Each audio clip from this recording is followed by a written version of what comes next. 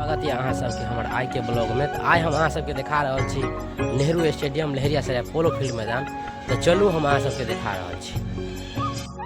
अखन सुबह के टाइम छे, भोर भेले हन अखन। तो बुझियो कि सब कोई प्रत्येक दिन यहाँ पर आवे है दौड़े के लेल, एक्सरसाइज करे के लेल, मॉर्निंग वॉक करे के लेल प्रत्येक दिन आवे है।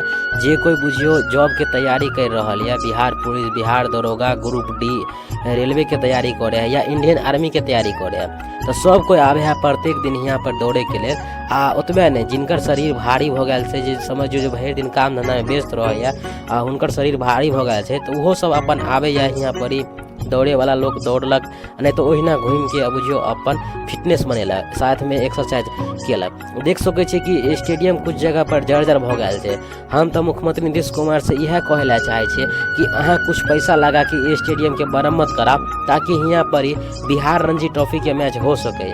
ओना तो यहाँ बुझियो जे बिहार महिला के मैच तो होबेटा करे, स्टेट लेवल के मैच तो होइए, साथ में डिस्ट्रिक्ट लेवल के मैच से हो है। लेकिन अगर कुछ पैसा लगा के ये स्टेडियम के मरम्मत करा ले तो बुझियो यहाँ पर बिहार रणजी ट्रॉफी के मैच हो सके।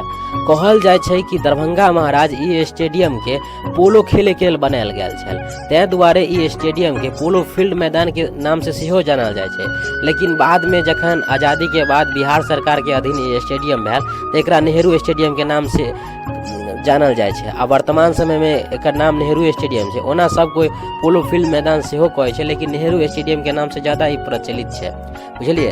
तो हम तो यहटा कहब कि बिहार सरकार एकरा पर ध्यान दे, एकरा बढ़िया स्टेडियम के रूप में बनावल जाए, ताकि मिथिला आ दरभंगा के इससे बड़का कोनो खुशी नहीं हेते। देख सके छे कि हजारों के संख्या में लोग छे अखन, आ सब कोई क्रिकेट खेले है, फुटबॉल खेल रहा है।